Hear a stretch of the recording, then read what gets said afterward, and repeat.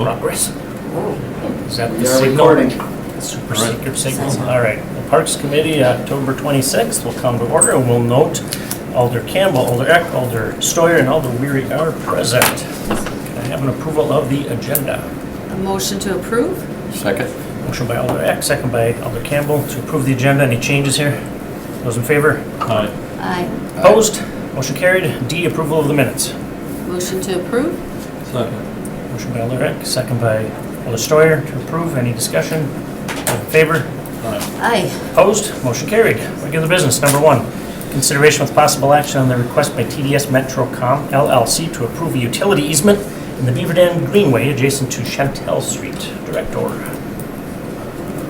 Yes, so this request is very similar to all of the other requests that have come forward by TDS Metrocom. So they're requesting a utility easement in the Beaver Dam Greenway, just south of Kennedy School, just east of Chantel Street. So one of their standard above-ground utility cabinets will be placed within the easement as shown in your agenda packet. And just so you know, the Law Department and Public Works have reviewed this easement. They have no concerns with it, just it's very similar to all of our other easements. If you recall, at one of our previous committee meetings, we also talked and gave approval to WPS to put an easement in this general vicinity.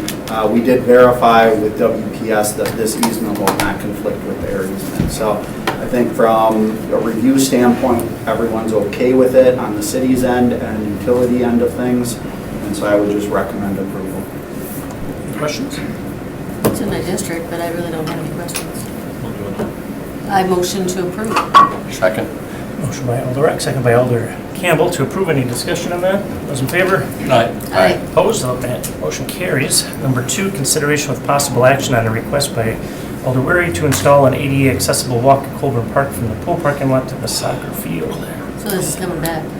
Yeah, so this project was discussed at the May 26th Park Committee meeting. Yeah. And the motion at the meeting was to hold it until we knew how much funding remained from the reconstruction of the 9th Street parking lot.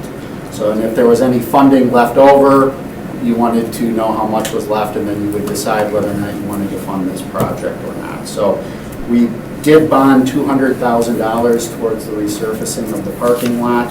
The final cost came in right around $75,000, so there was a considerable savings because we didn't have to disrupt the base. The base was pretty good, which saved us some money. So that leaves approximately $125,000 to go towards other projects.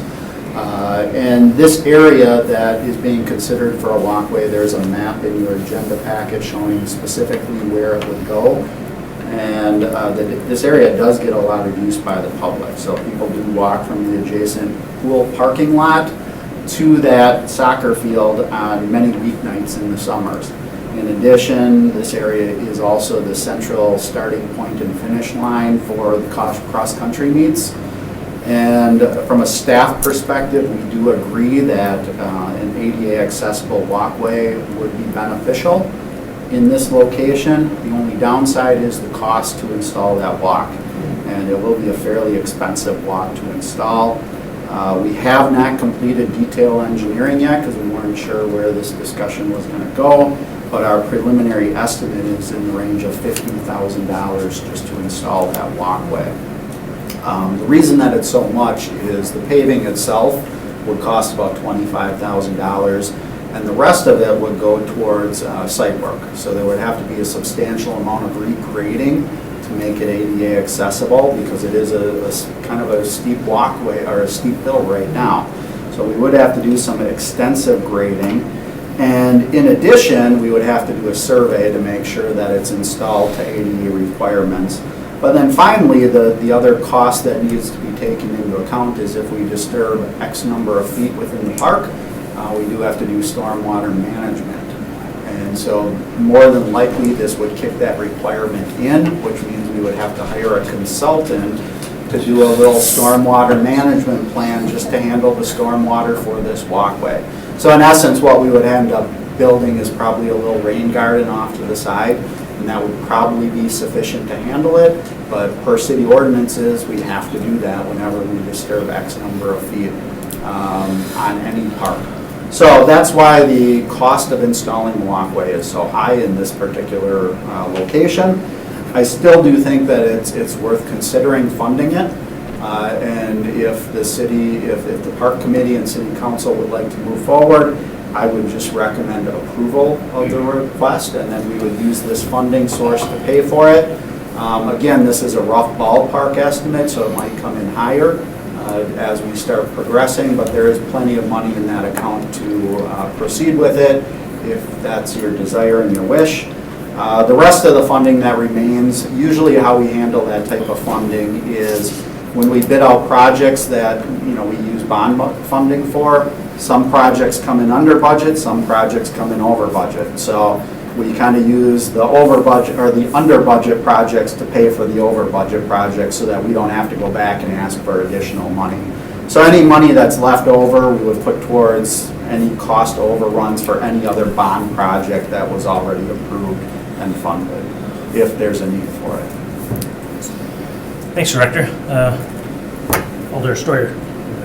Okay. Wait, don't like, yeah. Oh, He signaled me early on. that Oh, well, I just- He was Okay. pretty antsy about talking, so. I was gonna- so I just have a question. So when you're saying there's excess, if there's excess from the parking lot, can it go to any park, or does it have to go, are there any limitations on what it can be used for?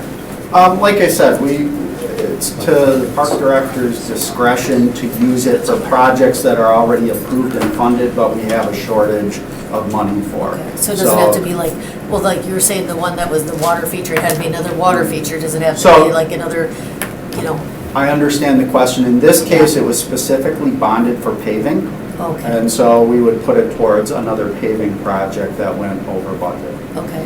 And that walkway, does it have to be paved? Because I've seen walkways with the ADA that's more like that, kind of like a rubbery The- type of. Yeah, the most cost-effective way to do it would be crushed gravel that's compacted so that it's not a loose stone that slips when people are on it.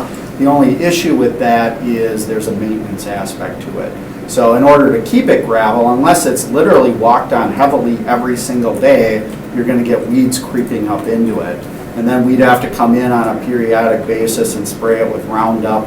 And we know, we're trying to limit the amount of Roundup we use in our parks. And then in addition, because this is a ramp and it's a hill, there's always the possibility of washout with that gravel. So gravel is the most cost-effective way to make an ADA compliant walk. The second most cost-effective way is asphalt, which is what we're proposing. Thank you. Do these get maintained? Alder. Storage next. Sorry, they'll come back. Thank you, Chair.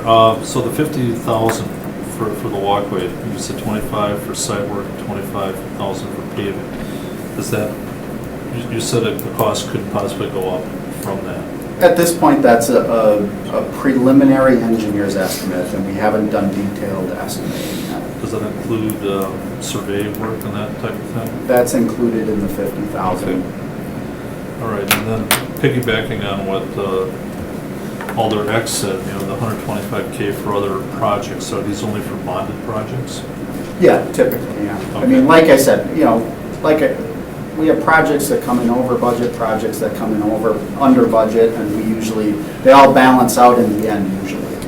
I'll just whisper Perkins parking lot. Yes, I'll just. But at Perkins, this would not be enough to complete Perkins, so we would need additional funding. And Perkins is in our 5-year CIP, I believe, next year in 2024, Okay, so. I'm good. Thank you. Thanks, Alder Stoyer. Alder Campbell? Something like this is just maintained during the winter too? In this situation, probably not, because that field only gets used in the spring, summer, and fall. There really isn't much winter use in this area.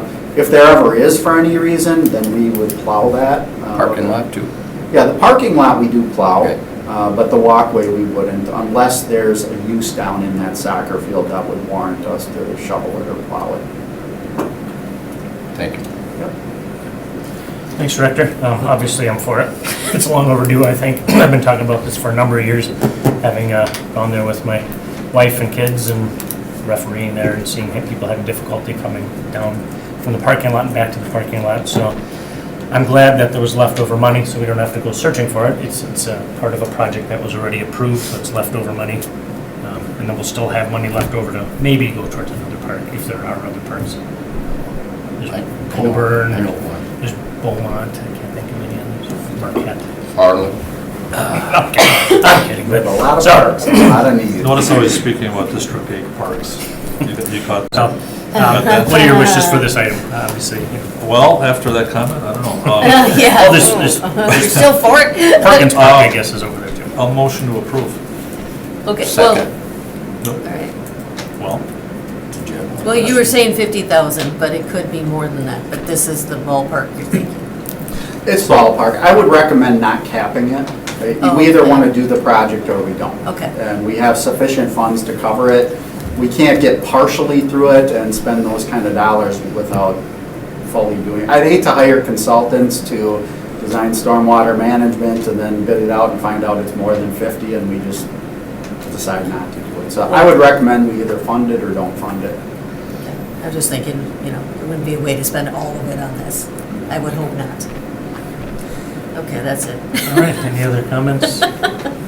Those in favor? Who seconded it? Those in favor? Aye. Aye. Opposed, motion carried. Thank you. For our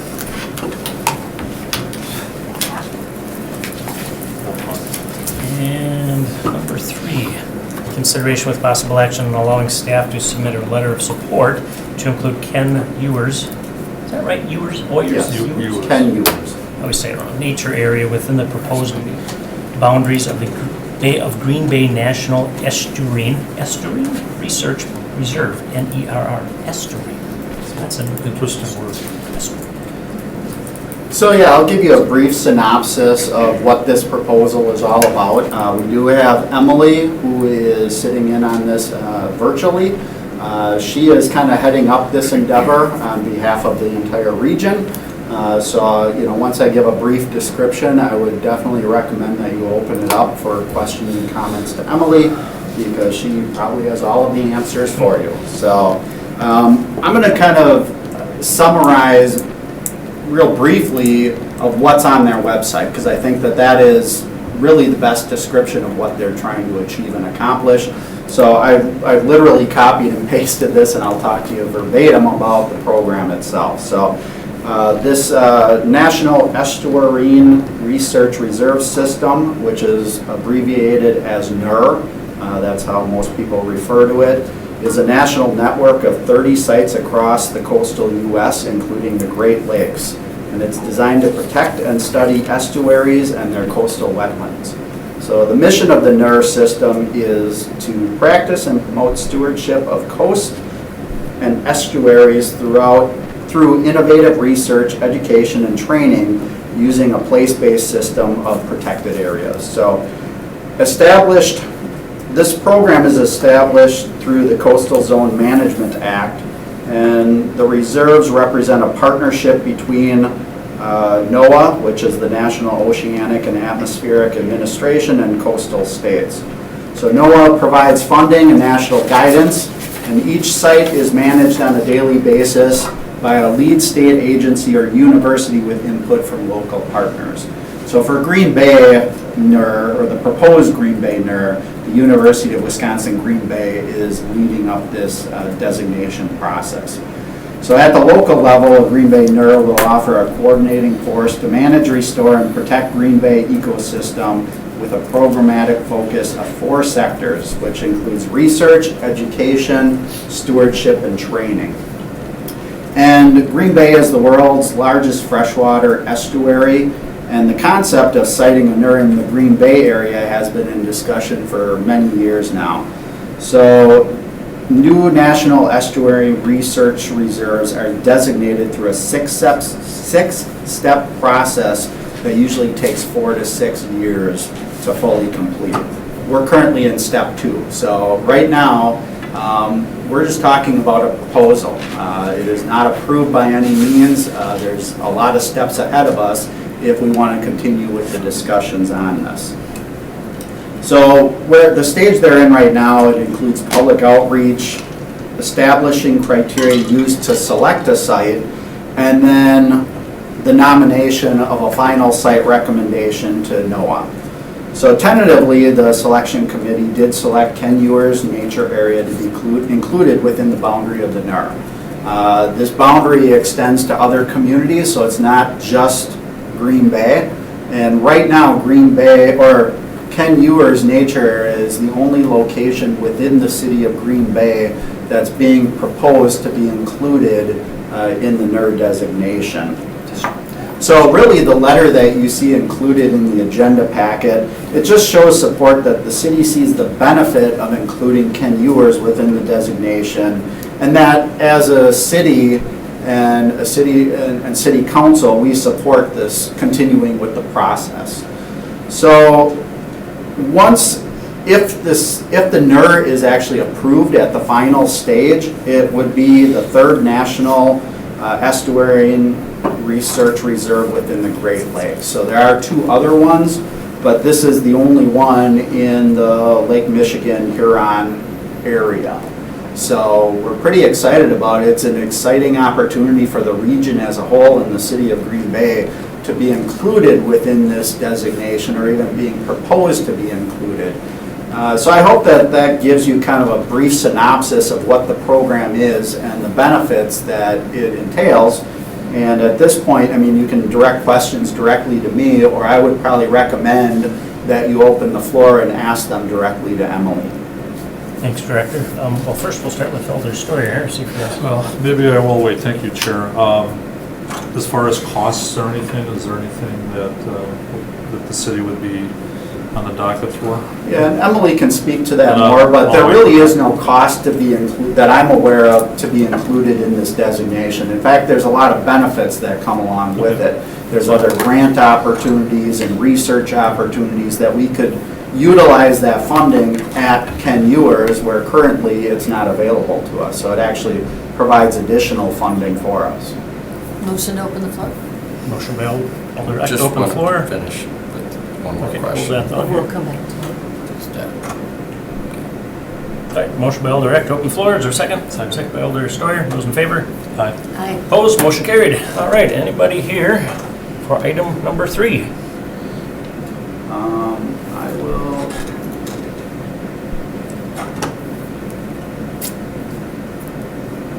You are unmuted now, Emily, so for the record, can you just give your name and address? And then we'll go to questions, or you can even add more information than what I stated.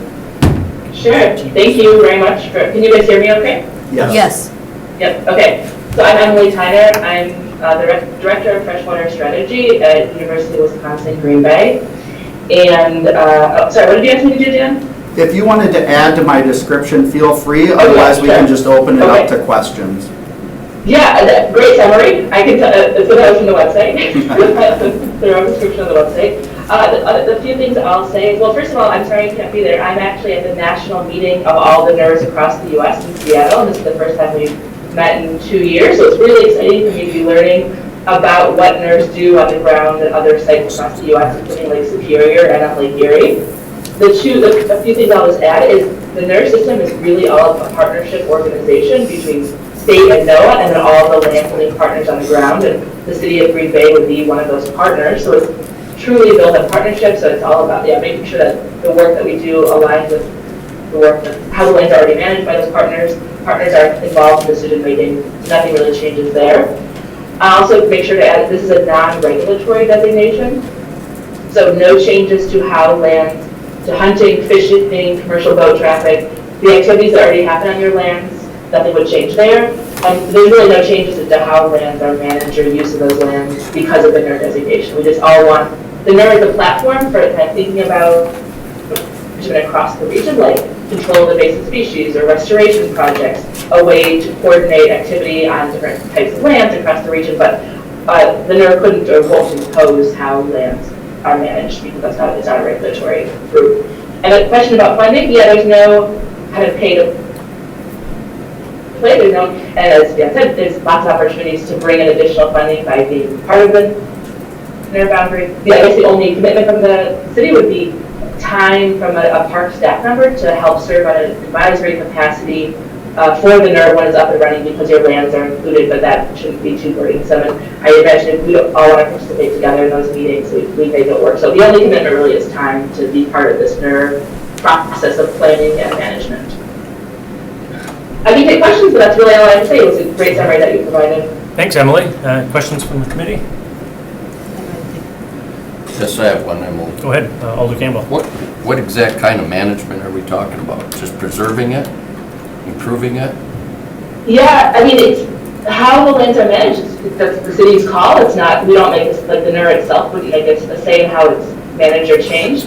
As the system as a whole, the goal is restoration, conservation, like public access is huge. Lands have to be publicly accessible to be included in the reserve. So if, for example, the city wanted to cut off public access to 10 years, then that would change the relationship because it's not like you have to have public access on these lands.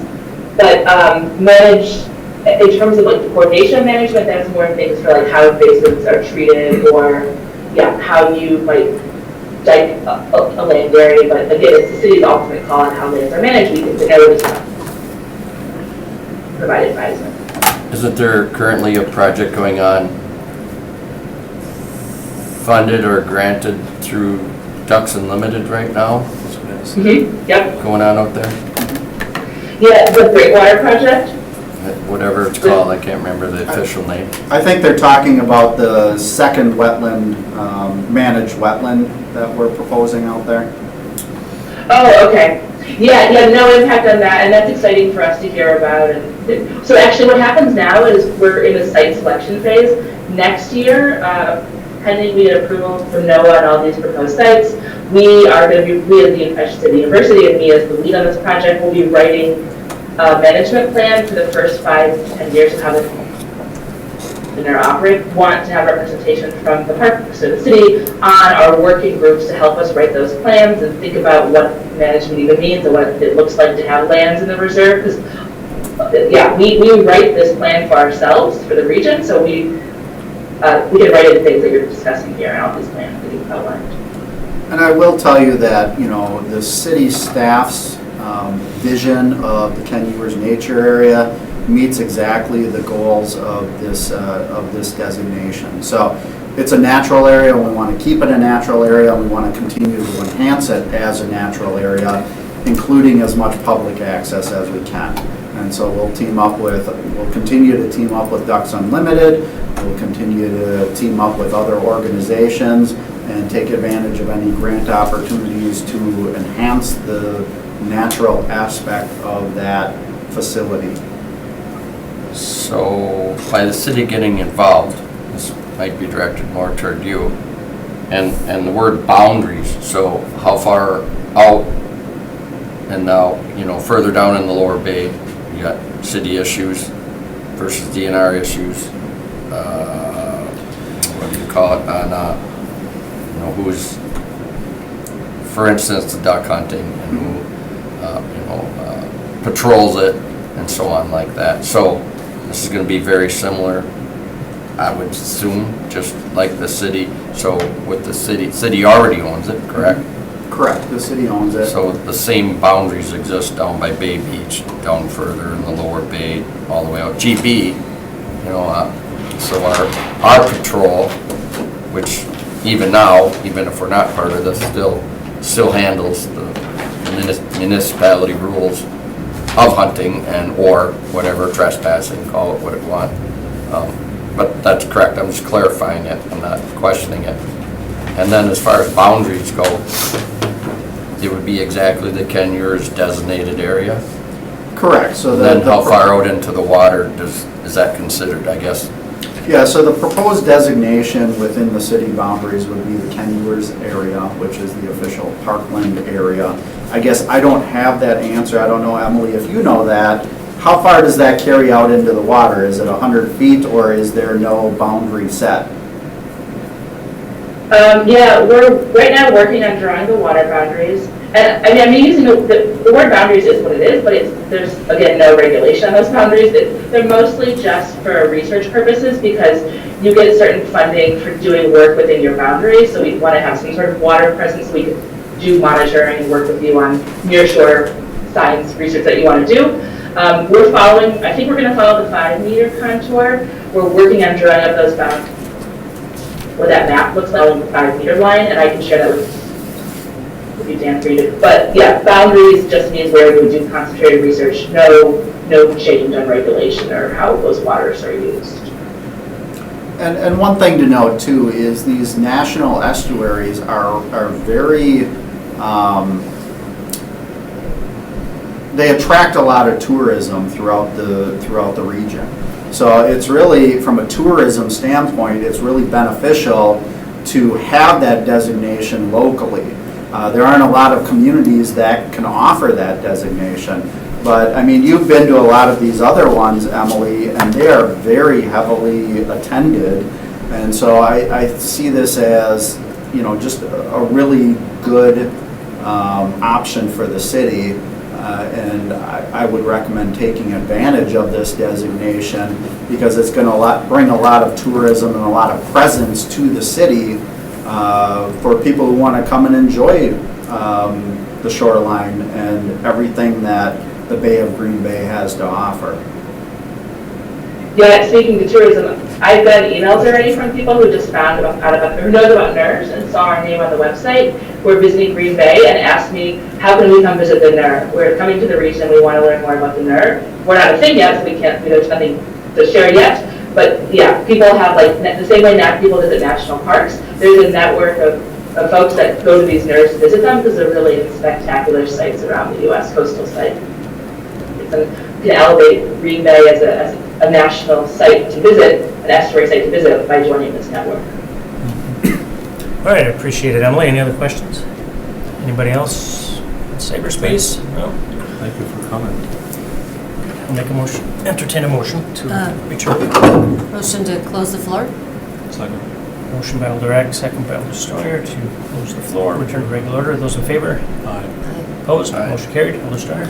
Thank you, Chair. Dan, might be a little bit of an aside, but, you know, it's no small concern about the road that goes into Kenyours. Yeah. That if we become a NER, so to speak, I think that would have to be looked at definitely. I think that needs to be looked at whether we become a NER site or not, so. Well, I figured there's one way to do it. It's only accessible by That's a horseback. DPW thing though, right? Maybe Yeah, there's a horseback. grant. The horseback, yeah. I've been back there. I was Whatever like, works, I don't care, but that has to be improved, so. I can say, I was just And Emily, my apologies, we have our floor closed right now, but we can open it up if you had something else you wanted to add. Did you want us to? I can talk about paving of roads, if that's helpful. Motion open the floor. Okay. But it's a Second. Motion by Alder Steuer, second by Alder Eck. Those in favor? Aye. Aye. Opposed? Motion carried. Okay, the floor is open. Go ahead. Okay, speaking of paving, so there's a pot of money for NERS called PAC, Procurement Acquisition Construction. And once lands are designated, even if they're not owned by whoever the NER entity is, if they're part of the NER boundaries, you have access as our partners to these funds, and they're used for boardwalk construction, paving project, accessibility ramps. So that becomes a pot of money, a federal pot of money that you have access to designation. Sounds good. Excellent. I do have one more question That's what for I you, was Emily, since we're pointing to. still in open session. How long do you think the remaining portion of the process will take before it's official? Yeah, so the stage we're in now is site nomination. We're hoping to have our site nomination packet to NOAA the end of next month, and they take a few months to approve it, and then once they get past that, we can move on to the next stage, which is writing the management plan. Our goal for designation, and also NOAA, the federal government's goal, is the end of 2024. Be finished by then and be up and running as a reserve in early 2025 with staff and programming. Thank you, that was my Little bit only other question. Here. Thank you. Any other questions? As long as the floor is still open. So, I know there was a restoration project of the islands out there. I don't know if that was a county thing. I mean, it took quite a few years to get that out there. It's that I'm sure it wasn't a city thing. It had to be a county or something beyond that. I'm just wondering if this is, Yep, I mean, I think this all kind of works together, to the be NER honest. designation, and Emily can speak to this a little bit more, but it's not just Ken Ewers. It expands both west and east. So I'm pretty confident that the Cat Island chain, which is the islands you're referring to, is in the designation. Oh, it's not? No. Okay, I'm sorry. So, yeah, Brown County land is in designation, like up the West Shore, Sensabaugh. The thing with Kennesaw is because Brown County owns the lakeside, but the project is run by Army Corps of Engineers and is not explicitly publicly accessible at this time. Cat Island can't be included, but long-term, when the Cat Island chain gets transferred from the Federal Army Corps to Brown County, then we would write it into the boundaries. So at this time, we can't include it because it's not a publicly accessible site. That was my boundary thing that I was talking about. But there are other sites to the west and to the east, and I think there's even a site up in Door County that's being proposed to be included, so. Right. Motion to close the floor. Motion to close the floor. Alder Second. Steuer, second by Alder Eck. Those in favor? Aye. Aye. Opposed? Motion carried. What are your wishes? Motion to approve. Motion by Alder Steuer to approve. Second? Second by Alder Campbell. Any discussion on that? Those in favor? Aye. Aye. Opposed? Motion carried. Good luck. Full steam ahead. Thank you, Emily. Thank you. Hard work. Good work. Number 4, consideration with possible action on the purchase of one Cristeel HD contractor truck body for a previously purchased truck chassis for the forestry, department for the sum of $34,614, not to exceed $36,345 from Monroe Truck. So at the September 28th Park Committee, you approved purchasing a cab and chassis single axle truck frame from Packer City International Trucks for $88,600. At the time when we approved that, we mentioned to you that we did have to quote out the truck cab separately, and that's what this is. So the purchasing department did quote this out through a Sourcewell contract. So that's a company that competitively quotes out equipment, and then municipalities can just go to them and purchase through the low vendor. So Sourcewell does the quoting for us because we're already going with the low quote if we use them. So it's an accepted practice that we've used many times for all of the departments within City Hall. So in this situation, the proposal is to purchase it from Monroe Truck for $34,614, not to exceed $36,345. It's kind of strange how that's worded, but I just want to give you a little bit more information about why it's not to exceed. And that is because we purchased the chassis from a different vendor. And so if they get the chassis by a certain date, then they'll honor the lower price. But if it extends beyond that date, then they can charge a 5% increase to the fee.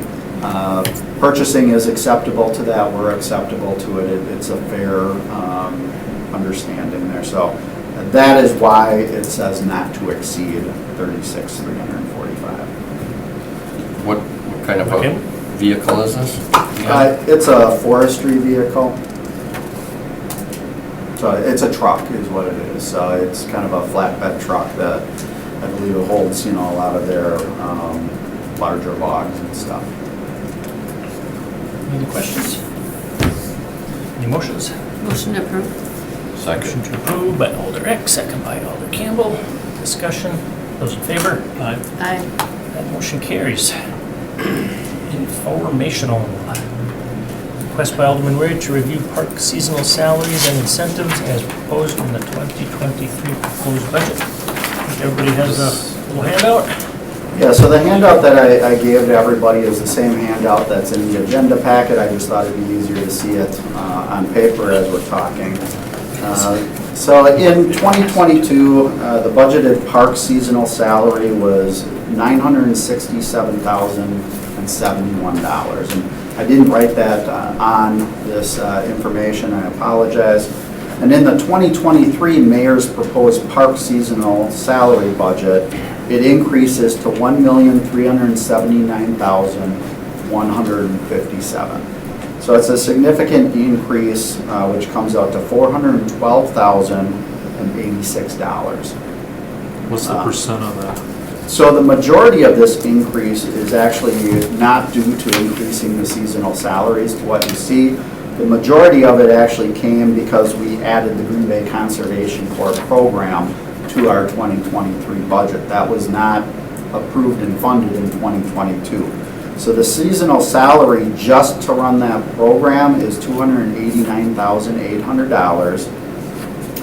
And so that increase in seasonal salaries is actually offset by the grant that pays for it. So although there's such a big, significant increase to our seasonal salaries, a lot of that's offset by the revenue source that comes along with that Conservation Corps. So if you subtract out the dollars for the Conservation Corps program, the actual increase to the city budget due to the wage rate increases is $122,286 in the proposed mayor's 2023 budget. So some of that increase is actually due to increasing our program. So we've increased the number of staff that we need to do better programming, where the hours have changed, but the bulk of it is for a 10% increase for all seasonal employees. So, we had a lot of discussions with the mayor's office about how to handle this in the city budget, what's the appropriate rate to actually propose an increase to. What you see in front of you and what was attached to the agenda packet is what the final budget showed.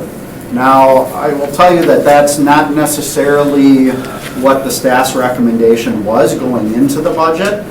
We recommended a substantially higher raise. And as we talked that through with the mayor, we settled on a 10% raise across the board for all park seasonal positions. And that was done for several reasons. One was it's significantly more to add to the budget to do what we proposed as a staff. And we didn't know what the other initiatives were out there with the other departments. We were just looking internally within our department where our needs were. And so I'm going to hand out another sheet for you, which shows what we actually proposed to the mayor initially. And as you can see, the prices are much different than, well, not much different, but they are different from what ended up in the budget. So if you look here at the red items, so let's use pay grade A, step 1. So in the mayor's proposed budget, it jumped from $10.56 an hour to $11.61 an hour. What we actually proposed as a starting point was $13 an hour. And as the pay grades increased, obviously those dollar amounts increased also. And in essence, we went up an extra $1 for each pay grade as we progressed from pay grade A to step 1. So as you compare that to the city budget of what we proposed versus what ended up in the budget as a whole,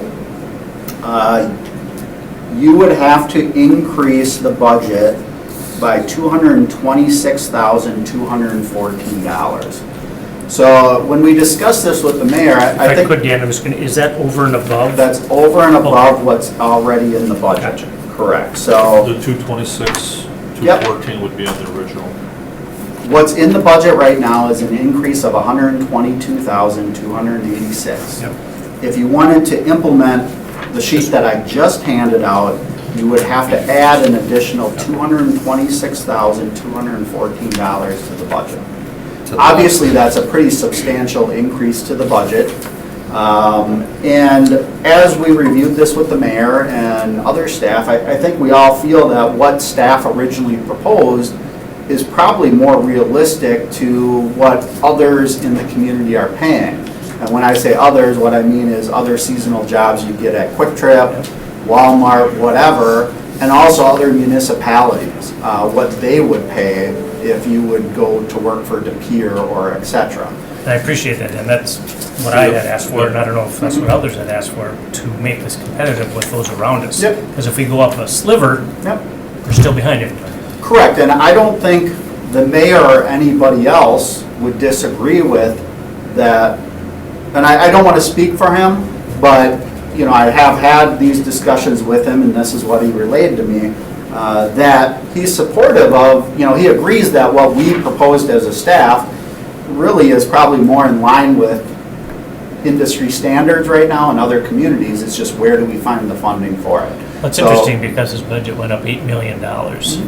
So an extra 200,000 and an $8 million increase, which is the largest increase we've seen in 20 years.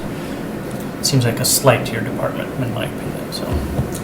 And I guess I don't see it the same way. I see it as, you know, it still is a pretty substantial raise at 10% compared to other raises we've gotten in the past for seasonals. That's, in the 20 years I've been with the city, a 10% raise is more than we've gotten any year for any seasonal improvement. What was the proposed one? Your original? What was the? The one you proposed just handed out. The last one. Percent wise, Oh, that's what it 10% is. versus, I didn't do a percentage, but if I were to guess, I'd say it's probably a 25% increase, but it's different for each position. That's just a rough ballpark. Now, what I will tell you is for every dollar that you increase, or for every dollar you increase above what the mayor proposed in his budget, you have to add approximately $90,000 to the budget. So, you know, if you just want to do a straight dollar increase above and beyond what the mayor proposed, add $90,000 to the budget. So I guess what I'd like to talk a little bit now about is kind of other, Or make cuts. or make cuts, yes, correct. And that's an option too. Yeah. And as a joint personnel finance committee and city council, those are the decisions you're gonna have to make. I think we put together a proposal that kind of balanced things out as well as we could. Pretty thorough. We did a nice job of really Thank you. putting this together. It was- And like I said, I think the mayor is in agreement with this, it's just, you know, where do we find the money? So, and those are the discussions we're gonna have to have moving forward. But what I'd like to kind of turn to now is a little bit about what we've done over the past year, how to add, or increase our presence to try to find more seasonal staff, and also what we plan on doing in the future. So I'll kind of, you know, pass it on to James to kind of talk about that a little bit more. I guess one thing to note here that I forgot to mention is those numbers I gave you did not include Bay Beach Amusement Park. Bay Beach Amusement Park has its own budget. The taxpayers do not fund anything for Bay Beach. Now, I did show you in those sheets that I gave you what the hourly increase was of what we proposed versus what ended up in the mayor's proposed budget. But that doesn't really give you the big picture for Bay Beach. So one thing I just wanted to mention is the seasonal salaries for Bay Beach went up 16.8%.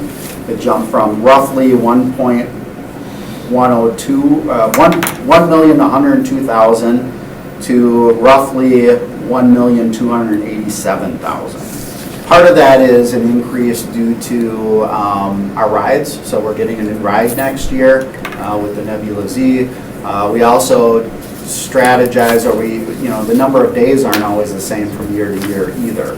So part of that 16.8% increase is due to just staffing needs and hour changes based on number of days, but then we also built in a 10% increase into all of their wage rates too. So you'll see that on the bottom, in the mayor's proposal, that also includes a 10% increase for Bay Beach.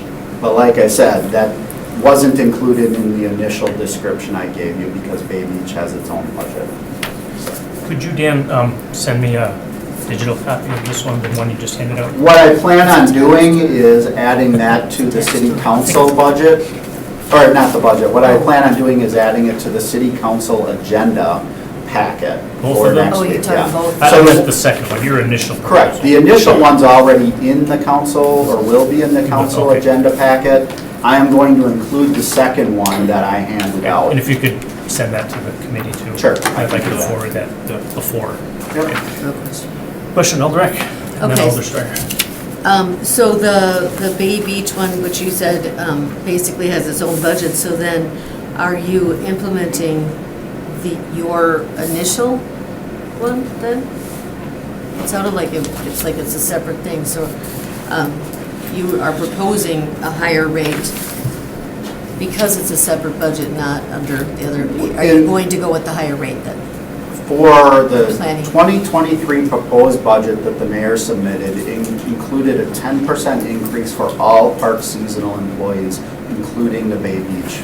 Okay, so that includes Bay Positions. Beach, okay. I thought you were gonna go with a different rate just because it's a different No. budget, okay. But your proposed was 16.8. Alder Story, and then we'll come back. He doesn't raise his hand. I know. Go ahead, go We'll ahead. get you in there yet. So Go ahead, the, Alder Story. was Alder that Story has correct? it first, Alder 16 Campbell. point- Oh, He had go. mentioned. Oh, he told me to go ahead. No, go ahead, Alder Story. Stop the front. We'll get you later. All right, thank you, Chair. Elders first. Dan, I was gonna ask, or James, or the staff that's here too, is anybody gonna speak to some of this? Yeah, so I guess kind of the next thing I wanted the staff to talk about was a little bit about what we've done above and beyond just the budget and how we're trying to attract seasonal employees. Because that was part of the discussion too. It wasn't just the hourly rate. It's what else are we doing and how can we improve it? So from there, I'll kind of pass it on to James. I had one more point. Yeah. I know, Mark Barron is here from the parks, and I know that you folks are back there as well, and I've talked to Nina already as well. And I think one of the things that we've talked about with the city, with the budget, is that, staying competitive with wages, with staff. So I think that, for morale purposes and a few other things, it's very important. So I'll be very interested to hear what they have to say. I'm done. We don't need to open the floor for staff. No. No, not for staff. Did you have a question? No, Alder Campbell? mine was just the 16, was that correct? 16.8% for Bay Beach on your proposal? Not on mine, that was Oh. what ended up in the mayor's proposal. Now, I said, that includes a 10% increase to the hourly wage rate, but then the hours changed and the number of staff we need changed, No, but which made up when the you other handed it, 6%. The one you handed to him. The one we handed out, if you wanted to meet this wage rate and the one I handed, I'd have to run the numbers, I didn't Oh. run that, but it's Oh. roughly $100,000 you would have to add to the Bay Beach budget to meet the pay scale that we initially For proposed. instance, you gave us if you added $1 per hour, 90,000 on the park staff, not Bay Beach. That's what you said. If you added, I can tell you what that is. well, you said that, everyone told me. Yeah, for One me. No, I know dollar. what you're asking, I think I have that answer for you. Okay. So if you do the same thing, $1 an hour for the Bay Beach staff, that's what I'm asking, I guess. Where does it start, where does it end? They're their own fund, so. I am Separate. I'm gonna have to get back to you on that. I believe it's around $22,000 for every dollar, but I would have to verify that. That's a rough guess. All right. Your turn. Anybody have any? All right, Thank well, I guess I'll start. Yeah, All here. right. Anybody that's aware of what's going on right now is not naive to the fact that this is a bigger problem than just Green Bay, of course, and we are also competing with those entities that are trying to do the same thing we're doing. It's a dynamic situation, and I think that increasing the amount that we pay our employees, of course, is definitely helpful, and the more we get an opportunity to pay them, the better the situation will get. But of course, I'm here to kind of talk about the other side of that, which is all the different kind of marketing, branding, recruitment, different, things to attract people to these positions and make them want to work for the city of Green Bay and all the cool facilities and things that we have to offer. So we took a look at really a marketing campaign, which I have about 2 pages here of notes, so I'll try to hit the highlights, but we rebranded ourselves into this thought process of, love the park life.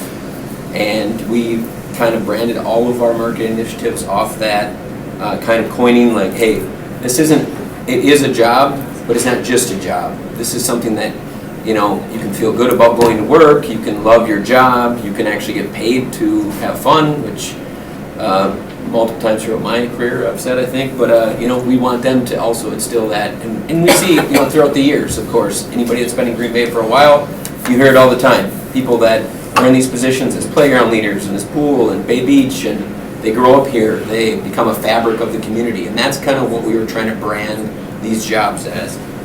Giveaways, of course, we had all sorts of kind of giveaways at every event we had, at every job fair we did, retractable banners, advertising open positions, everything from Marcus Cinemas to social media to universities, colleges, farmers markets, websites, neighborhood associations, career centers at high schools and colleges. We went through and gathered testimonials from past people that worked in these positions throughout the years that are now ingrained in our community in different positions and in various occupations that, got testimonials how these jobs changed their life. And we did, different social media blasts and different, marketing around those. Created flyers and with swim teams and schools and, lifeguard training classes and phy ed classes. A lot of, I will say kudos to the media. I think in my 15 years here, I've never seen the media so, I would say, helpful in trying to get the word out of what we were really dealing with and the struggles and challenges we had. And we spent a lot of time with the media trying to sell that story, trying to build that narrative on just trying to, anybody we could get. Job fairs, morning shows we did, radio interviews, job fairs at UWGB, the KI Center, West High School in conjunction with NWTC. We, of course, thanks to the City Council, we came up with the bonus incentive program for, our lifeguard positions.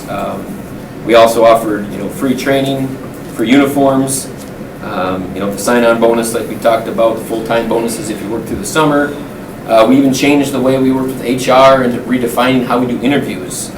We did open interviews with groups. We did video interviews. It was the first time we ever stepped into that genre with actually having somebody actually submit a video interview and answer the questions with a video and kind of selling themselves, almost trying to tie into the Generation Z or whatever with the way they utilize technology.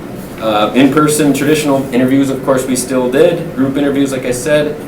We tried to work with HR to streamline the application process and not have it so cumbersome to have somebody go through all the, the steps that it would take in the application process. We had a lot of tried to build into as much flexibility as we honestly could with our staff, hiring subs and part-time positions, and as we tried to piece, different schedules together. We even lowered the age and schooling requirements and worked with HR on how to have playground leaders and we took out the 2 post-semester requirements, and we were able to hire 18-year-olds right out of high school for our playground leader positions. And so I guess I'm just trying to, we tried to do everything we could possibly think of, and we spent a considerable amount. I think I mentioned this at a previous park committee meeting. It really became prevalent and apparent that a lot of our staff time was going towards just trying to recruit, retain the employees that we do have, trying to also realize that we do have some really loyal, passionate employees throughout the years that we also are trying to retain. So that's a part of it too. It's not just recruiting new employees, it's also the ones that we do have, we want to keep them. And sometimes at the end of the day, when things are going on in your life and you see other communities and other places that are paying a lot more, it's still at the end of the day they got to pay for meals and gas money too, right? So that was something we really focused on. Did you want me to get into the challenges right away, or? Yeah, sure. Some of the challenges, and Dan mentioned some of these, but just to kind of reiterate, some of the challenges we're really facing is, of course, we of course look at all these different Quick Trips and Walmarts and all these Targets and all these places that are, you go by these places, they're paying $17, $18, $19 an hour starting. And so we're competing with them, but even the municipalities that we're competing with, it's kind of one of those double-edged swords where, as the biggest city in this area, those municipalities essentially just look at us, they see what we're paying, and then they pay more. And that's the reality of the situation. So we're trying to get ahead of that, and that's what Dan originally proposed, is to try to get kind of, to lead that charge in what we're paying, so we could attract those people. We also, I want to say the challenge would be, I guess I don't know how to say this in a delicate way really, besides we sometimes saw the level of qualified applicants a little less qualified than what we are traditionally used to, because maybe we were losing some of those qualified applicants to other places, and then we would get kind of, I don't want to call it the leftovers, but you get what I'm trying to say, hopefully. The different positions that we offer, for example, lifeguard position, for example, is a kind of a highly qualified, you need certifications, it's a highly skilled position. A lot of positions that are offered out there in the community maybe don't have as many qualifications. So those are challenges that we had. And I guess one other thing that I wanted to add here is, as we're looking at the budget and how can we approach these things, I know there's been a lot of discussion over the last 2 years, how do we deal with lifeguards and how do we deal with ride operators at Bay Beach. Obviously, and also our Parky program, our summer playground program. Those are the three that have gotten the most attention. But I guess one thing I wanted to point out is it's not isolated to just those three positions. We have issues across the board with all of our divisions hiring seasonal staff. And one thing that really kind of gets overlooked year after year is seasonal staff for our park maintenance crews. We simply could not find anybody to work and even apply for those jobs. I'm going off of memory here. I think we had 9 positions budgeted for, and maybe we hired 2 or 3. And the same with forestry. So, we have to, as we're looking at a solution, I guess my recommendation for all the council members to consider here is we look at a total solution for all of our positions instead of just picking out the ones that have gotten the most press recently. Because this is an issue for everybody. It's just some of them are just more prominent and more noticeable to the public than others. But for example, our dance programs, we haven't even run dance for a couple of years because we couldn't find instructors. So that was part of the issue. And the other one that I want to point out is officials. Right now, our proposed budget has a 10% raise for officials, and it goes from $19.36 to $21.29. Just to give you some perspective, De Pere is offering $40 an hour for those positions. And so there are, that's one position in particular where we do have to really think about that one position. Although it doesn't have a huge impact to our budget, if we don't pay competitive wages for at least that, we may not have officials in our Green Bay Park system next year. So we have to try to be competitive with De Pere, and unfortunately, like James said, we've heard from more than one municipality that they're just going to wait and see what Green Bay does and pay more. So we're kind of up against that obstacle too. And how do we deal with that? Obviously we don't want to outprice ourselves and then outprice them, and then next year we have to beat them. And we don't want that cycle to continue year after year because it's not really a self-sustaining way to approach it. So one other thing is we put this on as informational just to get you the knowledge that you need so that you can make an informed decision at the Joint Personnel Finance Committee and the City Council as you're looking at the budget. And if you want to make changes, we would definitely be supportive of changes, as would the mayor. It's just a matter of where does that money come from and how do we come up with that. If you were to ask me my opinion as far as where we should focus our energies, I don't have the answer to that. Even if we hit the dollar amount that we initially proposed, I can't guarantee that we're going to be opening up all 3 pools next year. Will that help? Yeah, I'm sure it will, because then at least we're more competitive with other jobs out there. But I can't guarantee that that's going to solve our problem and we're going to, be able to open the pools or open Bay Beach to the full capacity to our normal hours. It'll help. One other option besides just maybe doing the hourly, increasing the hourly rate would be, we kind of kick this around a little bit, do we hire a marketing firm? And instead of putting money towards bonuses, like we did last year's budget, where we threw $20,000 to give our lifeguards bonuses, that doesn't help all of our other divisions, that only helped out the lifeguarding. Maybe we reach out to a marketing firm who is better capable of getting the word out there and looking at innovative approaches to advertise the need for hiring staff within the city. That's another option other than increasing the dollar amount. I don't have a good answer for you because anything we do above what we have right now is going to be helpful. So. All right, thanks, Dan. First, I'm going to ask a question here first. The initial proposal you had, was that to keep us kind of competitive with other communities, kind of even, or did that put us temporarily ahead of them, or I would say when we, even?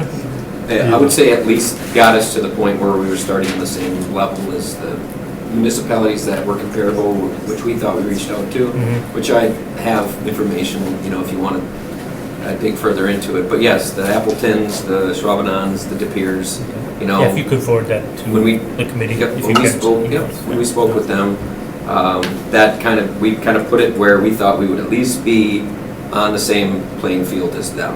Okay, thanks. Campbell? Yeah, it sounds like you really expelled almost everything Lane. I was joking around before, but as I realized how much effort you put into it, it wasn't really funny, so I commend you on searching out that, but then I just heard the connect there, and maybe it does lie between, you went looking for the people, but if we hire a marketing firm, maybe they know that angle to make all that work connect, Like I said, you went looking for it, but if the marketing firm puts it out there, maybe they find it then, Yes. along with that. And I would say that's, I mean, it sounds like you did everything you possibly could, and yeah, then, we actually met, sorry to interrupt you, but we actually met with marketing firms, and we essentially kind of picked their brains, and they were nice enough to talk to us and give us some pointers and tips, but then at the end of the day, you get that email a week later that says, oh, by the way, if you want us to actually do this, here's how much it would cost. they have all that Yes, network. and they have an ability to do that a little better. What is that That's dollar kind of- figure? Yeah. Is there a range? I mean, what are you looking at? You had offered it as a suggestion. What would you be looking at? That's something I can get a more accurate dollar amount prior to the joint personnel finance. That's a good, thanks. Alder Kennedy. And along on that, if you put that much more work into it this year, naturally you'll try harder because you see the results, and maybe it's going to take 2 years for it to find itself. But at the same time, when do you start cutting it back again? Or when do you start cutting another dance team off in a different category, I mean, at some point, you got to go, it ain't working. And what if things that are out there today go worse? You got to really think about that. Everyone thinks everything's going forward, but I think we got to, along with the budget, this is my main concern, because, I mean, if you look at everything that's going on in other countries and everything, it's very fragile. So I think we got to really keep that in mind too. I mean, it'll all be for none. You can put all the work into it, but you might not get the people. And then if the economy goes down, well, then it's a lot of work for nothing. Just saying, it's a scary time. You can't quit. You got to keep trying. But you got to kind of maintain that safe zone somewhere along there too. Thanks, Alder. Alder, questions, comments? I just wondered if any of them wanted to speak. Were you going to ask them? Any of our esteemed staff? I've heard lots of stories of childhood working at Bay Beach about Pat. I'm Brittany from Bay Beach, if you guys don't know. I think- guess I was going to ask I think for you may everyone have to be to come up. introduced, so. Okay. Just, I think, yeah. it's usually in Japan. Otherwise, people at home or whoever will be like, who's that voice? Speaking. You know you want to be Yeah. the Oh, yes, camera. yeah, I It's already like, come asked on. you. She said I didn't have to, but do you have to say my address and everything? I think you just Yeah. name Okay. it. Tell us how much you Brittany make. Barker at LeBar. I'm a facility supervisor at Bay Beach. So, I know that ideally, we would want the $2 extra for raise for employees. We offered up to $500 per employee for working out there. We did like weekend bonuses, $50, $100 in June, July, August. We had a certain amount of people that got that, but we still weren't able to get fully employed. So even with the extra bonuses, we still had that struggle. I mean, we have the extreme of needing about 300 employees to be about full-time, so we do have a little more need there. We struggled with the ride operators being 18 and older. That's state requirement for operating the equipment. We were okay on the concession side, and I think that had to do with having our wages increased. So that did help. Hopefully, we can keep the weekend premium where we offered an extra $1 an hour on the weekends. That seemed to help tremendously. It greatly improved our staff attendance. We didn't have anyone calling in. We had more staff picking up those shifts as well, so we saw that. I just kind of wanted to put that out there just so you guys know that our monthly bonus wasn't even able to give us full staff either, so.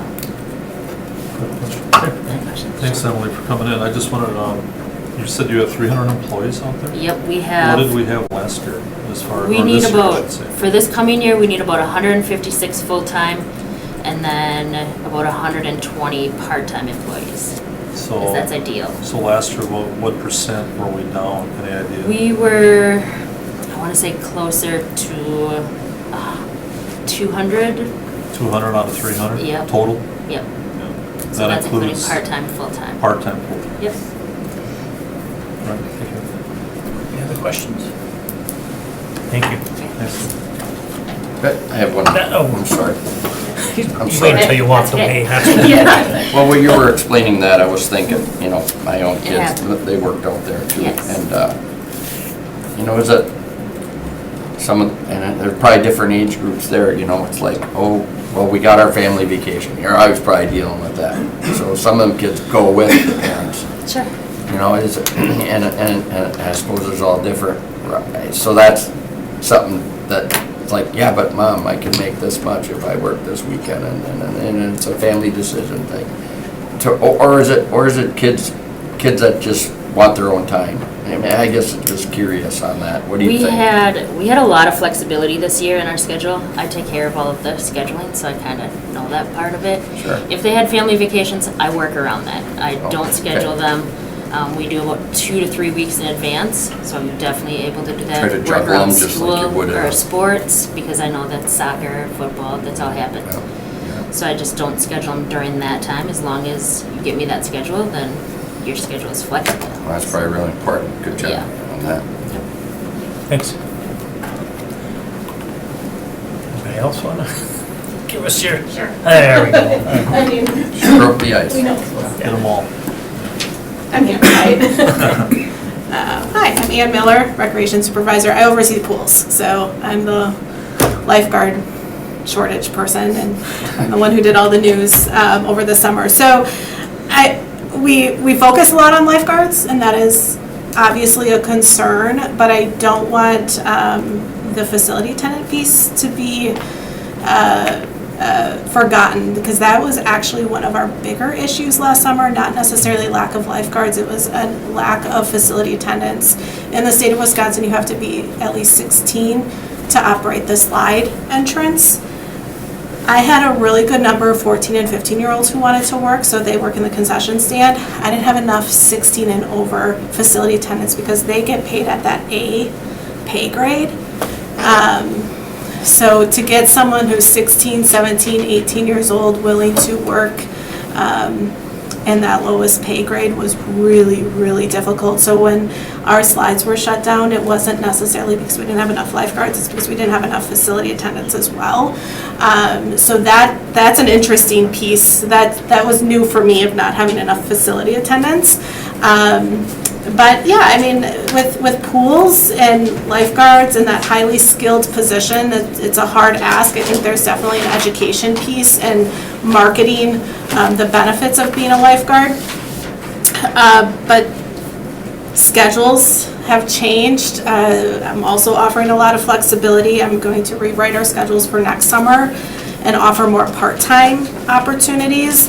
My pool directors and myself, large majority of our time all summer was scheduling and finding staff and trying to fill those positions on a daily basis. So with that, other things are left off to not get done. So hopefully, with changing our schedules, we might need more people, but hopefully with the flexibility of a part-time schedule, that will help.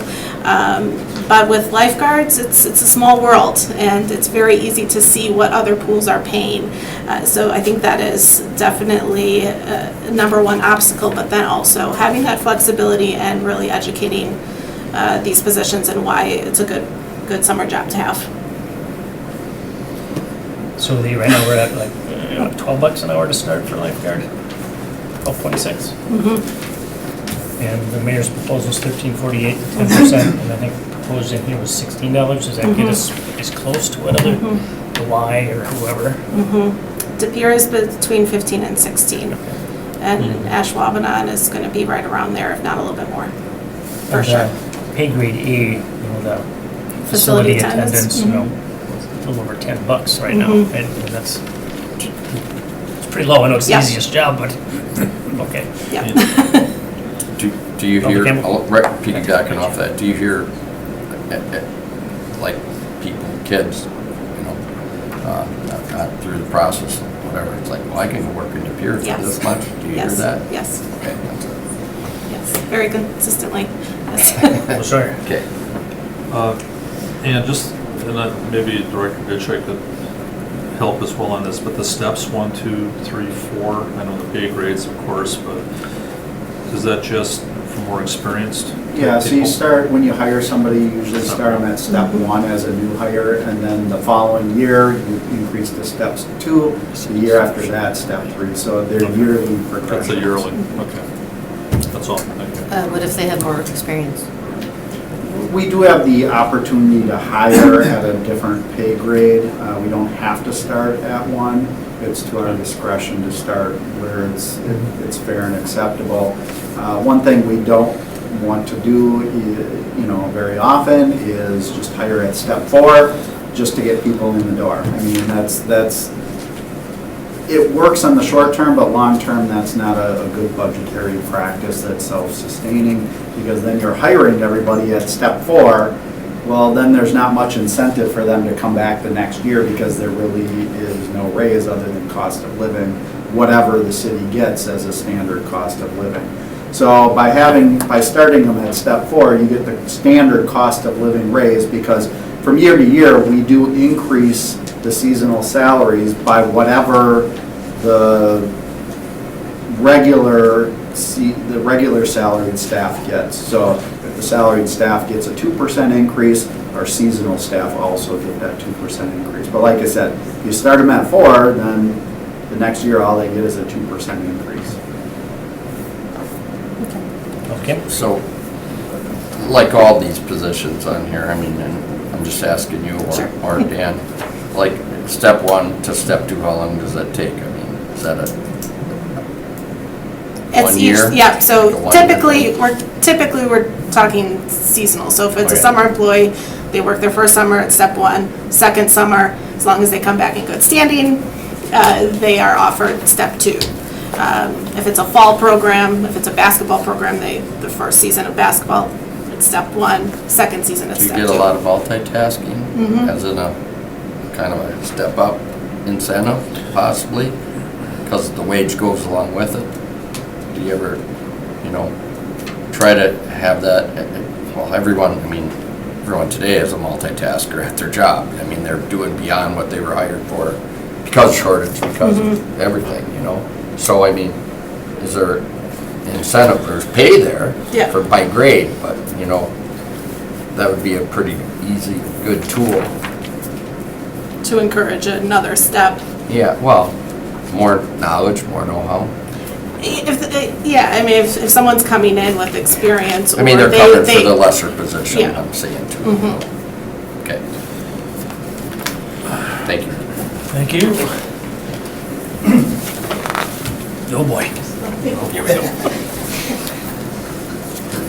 Good evening, I'm Patrick Bay, I'm a recreation supervisor. My main program would be during the summer is the summer playground program.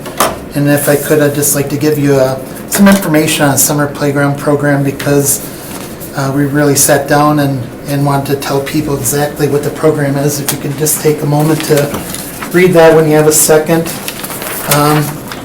The summer playground program is going to be 100 years old. It was started in 1924, so we're getting to that point. So it's what I did is I tried to give James and Dan as much information on where the salaries are throughout the municipalities in this area and also around Eau Claire. So I would ask if you could look at that information and see exactly what our best guess is what they'll be paying. But in that information, you will see Appleton, Ashwaubenon, De Pere, Eau Claire, Neenah, and Alloway. So you'll get a pretty clear idea on what they're paying and where the city of Green Bay is at the 10% that the mayor proposed. So we do have that information. We did our homework, and I'd ask if you could take that step and look at that close. I'm sorry, go ahead. Was that going to be attached to the agenda for the full council? I didn't see that. Or was this part of the information you can forward to committee? I know we had asked both of you to send all your, I'll take a look at it. If I feel it's Research. relevant, we'll include it in the council agenda pack. Okay. or even to the committee, more of the detailed research on positions, it would be helpful. The other major area that I work in is the recreation leagues. Work with Jeremy Crease, who's upstairs at a basketball meeting right now. But like Dan said and James said, the officials is a huge thing for us. What I'm seeing right now is Green Bay, with the proposal, would be paying $21.29 to start, up to $23.51 per game. And like Dan mentioned, you know, De Pere's paying $40, Eau Claire's paying $50 per game.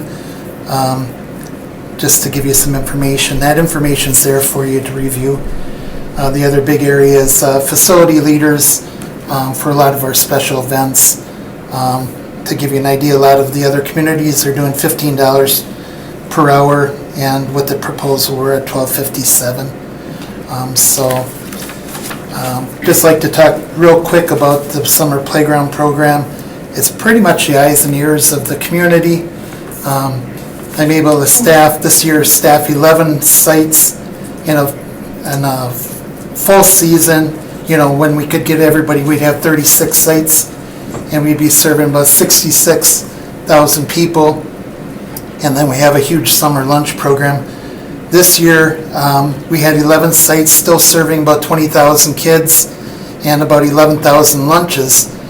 But that program's so crucial to community. You know, we can take care of kids that are being neglected. We can spot the pedophiles in the city, on and on. It's just such a powerful program. But even a more positive angle is we're able to sit down, mentor the kids, and build their self-confidence. And a lot of that material's in that flyer that I gave you. But I think you have a lot of facts that you can go off of that we are sharing with James and Dan, and I'd ask you before budget if you could review that. I see Sandra Christian in there.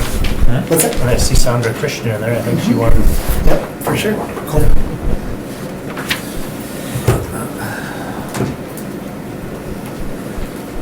Hi, folks. I'm Nina. I'm the administrative manager for the Park and Rec Department. I do budget and I do the finances for the Park and Rec Department. I also do the administrative side. So I do the reservations and I do the seasonal hiring. So right now we're working on our rehiring, and then we'll be getting ready to do our seasonal hiring as well. So, and Dan, I'm not trying to slight you on this. I called Andy, our guys from Park Maintenance, and he couldn't be here tonight, or neither could Brian. Just to give you an idea of what we normally have in that park department, we usually in our budget have between 28 and 32 people. This year we had 9 people. Those are the guys pulling the trash. Those are the guys cutting the grass. They're opening and locking the shelters. And 2 of the 9, I'm sure Mark can attest to, were 2 of our park maintenance wives. like, okay, I'm coming to work for you guys, you need the help. So we, everybody was just pulling and pulling and pulling, and Brian, he's budgeted for about 10, maybe 10, sorry about the gum, and an EAB person for all this, emerald ash and stuff. He had one person this year in forestry. And it wasn't that they weren't trying, like James and Dan and everybody said, everybody tried everything. And the municipalities, they're fishing. They've been calling me too as the admin manager. Right now, their fall, people that go over there and their fall maintenance for Van Ashwaubenon, it's paying $14.86 just this fall, and that's before they approve budget going into the spring. And the gang mowers over there, the guys that are cutting the grass, are making between 17 and 18, and that's just, like I said, right next door at Ashwaubenon. I don't know what the solution is, but I will tell you, and I think these girls and Pat and everybody had a stack of background checks I did this year for people we background that didn't show up or, changed their mind because they went to a different municipality. And when you look at the background checks, you're doing on one person, one season, including your rehires. You're doing DOT, the Department of Transportation, Department of Justice, you're doing the national and the state sex offender, you're doing the CCAP, and then you also have to go to the Green Bay Police Department, and that's part of our background checks as well. So you can imagine on every one of these applicants and all of our rehires, there's a lot of work that all of us put into it to ensure. And I don't want to slight DPW. Our friends are here too. And I know they struggled this year too with engineering aids. I know they struggled down there. So I want to make sure that they're not, this is park committee, but I want to make sure that we mention them as well, because they represented the struggle just like we did, trying to get applicants to apply for their jobs. And the other thing I also want to add is when we go out on NeoGov, that's where we hire our permanent staff and our seasonal staff. That's the hiring tool, and we onboard our people through there. That when you advertise a position, that automatically puts it out like on Indeed and many of these different avenues to advertise your job. And I think Brittany can attest to it. We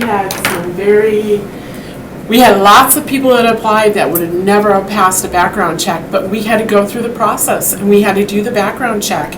And you put that time in there, and it's not like a second or two. It takes time. So we all our staff in all of Park and Rec on every level is trying everything we can for all these positions. And even working with payroll, they're trying their hardest to get these people on board and get them in as fast as we can get them in the door, if we can get the people. So thanks for your time. Do you have any questions? Thank you for all your work. Yeah, you. you're welcome. All right, any other questions for staff? Can I just make a comment? Sure. That I don't want anybody to think that we don't think anybody's not doing their hardest, so don't think that that's the case. We just know that this is a struggle all over, not just at the city level, but everywhere, so appreciate your effort, though. I appreciate all the efforts too, so I had the privilege of working in this building for 25 years, so I understand all the dynamics that go on with this, so thank you for all your hard work, and we will see what we can do at budget time. We'll do our best. Thank you for putting together a good report, and if you could get us that detailed background history or information, that would be appreciated, because we can use that. Thanks everybody for coming. My daughter's friends are that age. They worked in the summer program, they worked in the forestry program, supposed to work in the full program, but sort of kind of did more than she should have, or she should have done more than she did, but It's okay. You'll be fine. I'm gonna shoot for your initial proposal. That's what I'm gonna ask. But there's ways to, I've been doing this for 20 years. There's always places in the budget to raise and lower, So I think our parks and our facilities are one of our gems. And if you can't even staff them, what are they there for? So, and like you said, it's not necessarily gonna be the magic bullet, but we have to at least compete. You have to at least give them a reason, hey, I don't have to drive to Deep here in Alloway now. I can just walk 2 blocks over and work at the park. So we have to be there, we have to. So that's what I'll be proposing personally, so. Thanks for all your hard work, we'll do our best. A lot of big decisions in that budget, so. One thing I do want to point out is what you see in front of you is just the park budget. So I can't speak to other departments like DPW and how they're handling their seasonal. I just want you to all be clear that this is just the park budget. And that's, I'm glad it was on here, you know, and then, That's forestry also. Park, forestry, Bay Beach, and Sure. wildlife sanctuary. I'll entertain a motion to receive and place on file. Receive and place on file. Second. Motion by Alder Steuer, second by Alder Eck to receive and place on file. Those in favor? Aye. Opposed? Motion carried. That is receive it and place it on file, as Randy would say. And director's report. I do not have anything to add other than what's in the report, but if you have specific questions, happy to There's answer. plenty. Drainage has been good at Colburn. I haven't heard any. I Any guess complaints? no Right? news is good news. It's good. Looks nice, so I think it's going as planned. That's good. And I think, I'm happy to say that I'm hearing less stuff from Mr. Weary, so we must be getting somewhere. On Colburn. He He can never talk enough. He does share, you just have to find it. All right, well, I'll entertain a motion to receive and place on file. Motion to receive and place on file. Okay. Motion by Alder Steuer, second by Alder Campbell. Those in favor? Aye. Aye. Opposed? Motion carried. Next, Parks Committee, November 30th. Motion to adjourn. July 10th. Motion to adjourn, Alder Steuer. Second by Alder Campbell. Those in favor? Aye. Aye. Opposed? We're adjourned. Thanks. Thank you. We did 2 minutes? Yeah, we do. It's like, We did. we both have birthdays.